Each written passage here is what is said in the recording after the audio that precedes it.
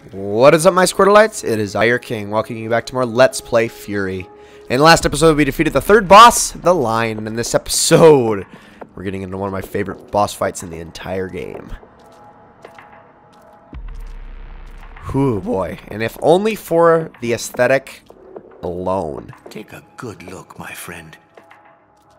Years of evolution, culture, civilization, great intellect, wonders of nature. Bam! Wiped out in one single impact. One.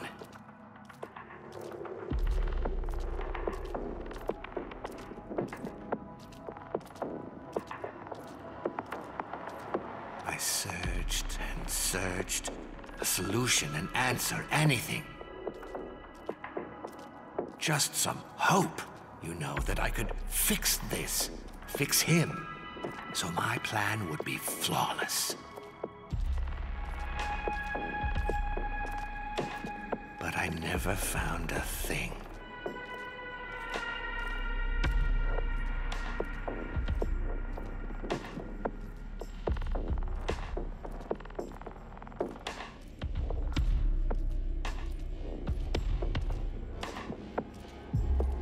Sure, I could have stopped, rolled up in a ball and cried for the rest of my days.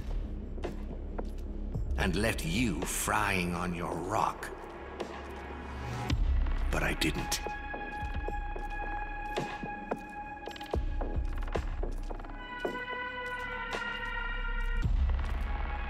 I don't know much about you. I've heard some bad stuff, and what I've seen, well... But we have one thing in common, you and I.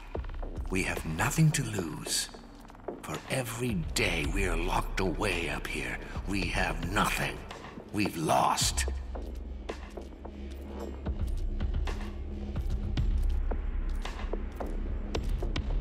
One thing about Fishface up there, you know, he got, contaminated. I'm not sure he's got much to say. He probably can't even speak at all anymore. But if he does, just ignore the crazy babble.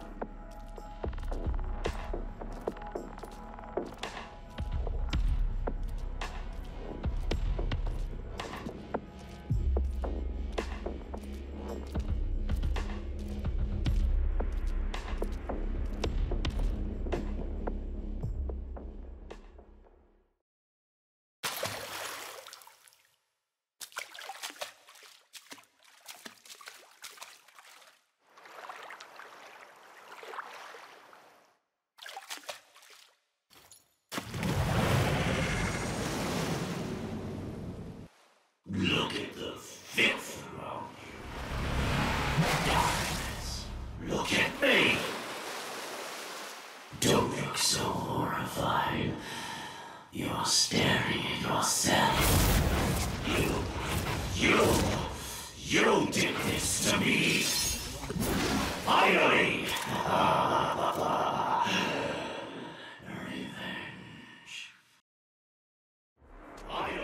And so we meet the Scale, the fourth boss, and oh my goodness, this is probably one of the longer boss fights.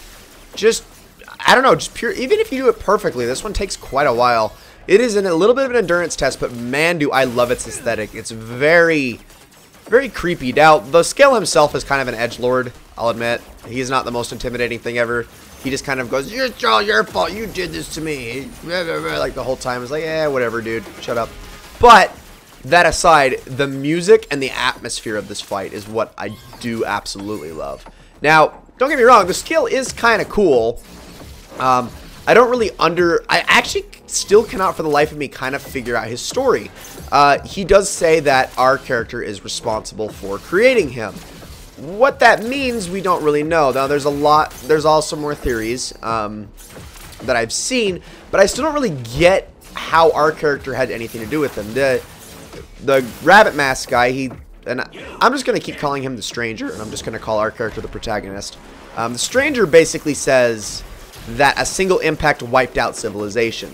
Now, I'm assuming that the civilization that it wiped out was what this guy was a part of. Did the impact have something to do with us?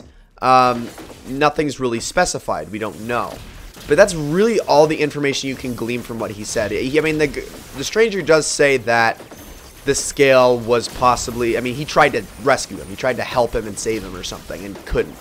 But that's really the extent of what we get from him.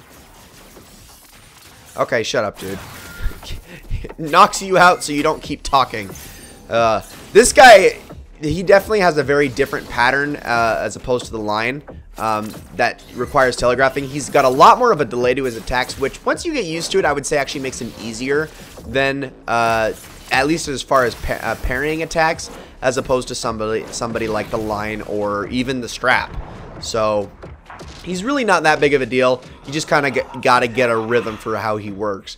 Now, I know some people that have really struggled with this guy. He's not the easiest, but it's more because he's a little bit jarring in comparison to the other fights. He's got a lot more of an emphasis on the open spaces that he uses. He tries to be a little bit more sneaky, but at the same time his attacks are slower, so it catches you off guard. He's not near as sudden an attacker as the strap and the line were. I would say he's actually very similar to the first boss in that regard. But at the same time, he's got a lot more mobility to him than the chain had. So once you get the rhythm for him, I think he's actually one of the easiest fights. Now, granted, he probably does have one of the hardest final phases in the game. But we'll get there when we get there. Just try to save all 3 lives for that point, and you should be good, which isn't really that hard to do. So much power, but so much pain. Oh my gosh, he's such an edgelord.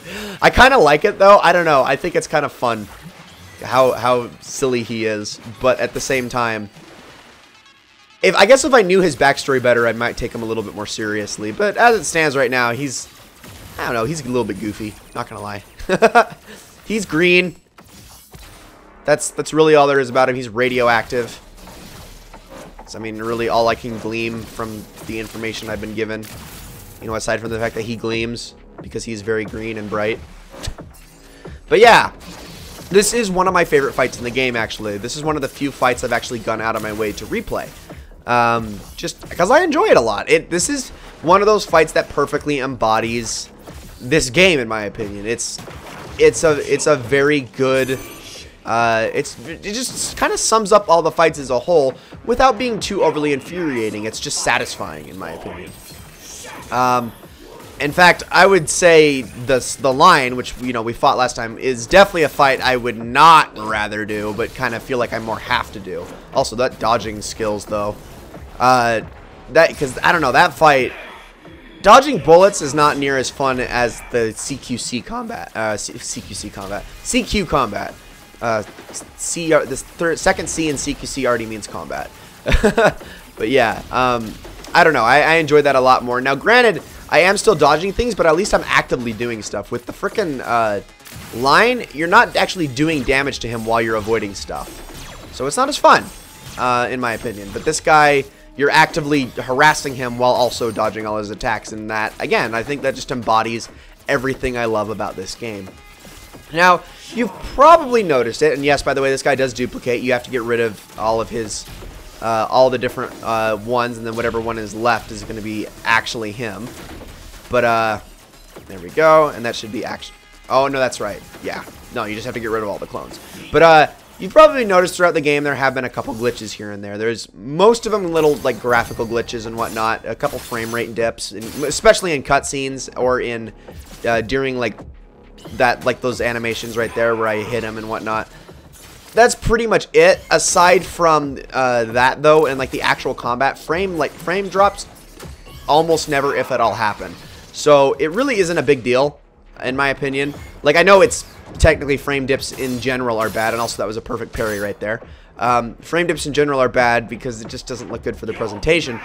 But if you're ever worried about the performance harming your ability to win a fight or screwing you over, that is an extremely unlikely thing to happen, if ever at all. In fact, I don't think I've ever had it happen. However, I have heard reports of it happening once or twice on PC.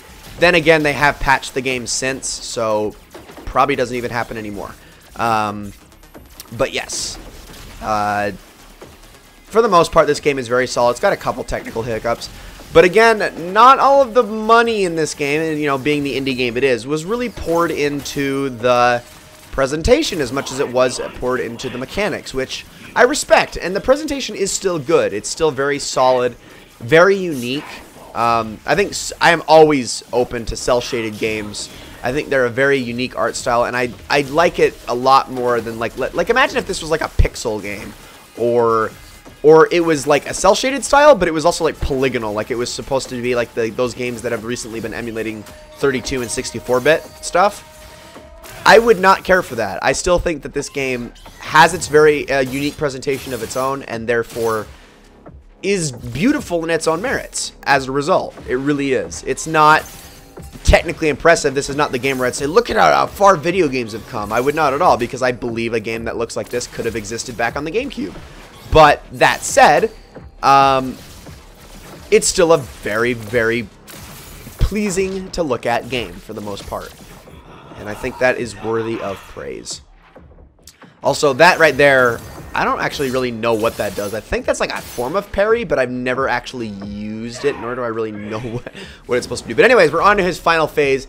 This one, you're going to have to cheese it a little bit, actually. Doing it as intended is actually more trouble than it's worth. So I will show you how you cheese this. So he's going to fire all of these. Now, don't worry about this yet. This part, you're just going to have to kind of straight up avoid for a little bit. But there's going to come a point where he's going to fire out, and I don't, oh, this is going to be kind of hard. I might lose a couple lives on this, where he fires out grids like this. Now, he did a couple vertical ones, and I'm not going to survive this. Nope, no way. Then he's going to fire horizontal ones. Get hit if you can. Now, I'm going to die anyway, so that's why I'm resetting it. If you can, the best way to cheese it, if possible, if you are able to afford enough hits, is to be hit by one of the horizontal or one of the vertical lasers. Thus, doing so will actually stop it in its tracks. It won't continue across the arena, thus leaving an empty area that you can stand in. A much bigger empty area. That way you can have more space to dodge and whatnot. I typically like to get rid of the horizontal lines, not the vertical lines. There we go. I'm doing a little bit better this time. Come on. Now if I can get hit by one of the horizontal lines. Perfect. Okay, and that didn't give me as much of a space as I wanted, but it gave me more to work with, which is helpful because now I'm going to be able to avoid these attacks while, you know, again, having a little bit more elbow room and trying not to hit other things. Come on. Oh, this is tough. Still. Oh, gosh. I'm really close. Woo! Okay, now it's time to hit him. Oh, my gosh. I lost my life right at the freaking end. I shouldn't have shot at him. I should have just gone in for the hit. Okay. But yes, that is how you can cheese that. Now, you want to be a little bit more precise so it gives you a little bit more of an open space. But yeah, that's really the best strategy I can give you from that. For that. Because otherwise, it does become incredibly claustrophobic and a lot harder to dodge those oncoming spherical attacks while also, or I guess circular attacks, while also trying to manage. I'm not gonna get that. Oh, this is bad. Oh my gosh, yeah, this is a really hard final phase, so I'm just gonna have to dodge between these two squares while dodging those attacks. Perfect. Okay, so I mean, you can do it this way, but it's the more elbow room you have, I think the better.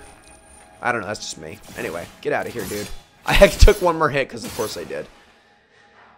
And that's it for the scale.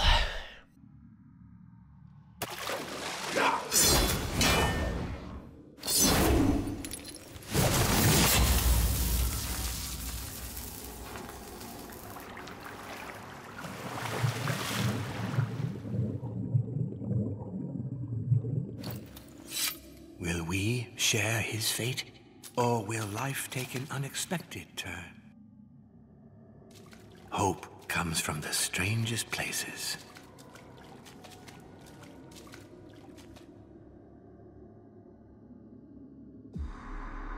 I thought about it for so long.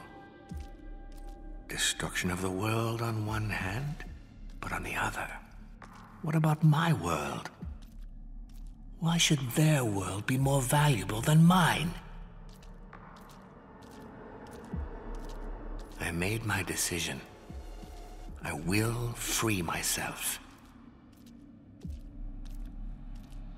Whatever the cost. Thank you all so very much for watching, and I will see you all in the next one.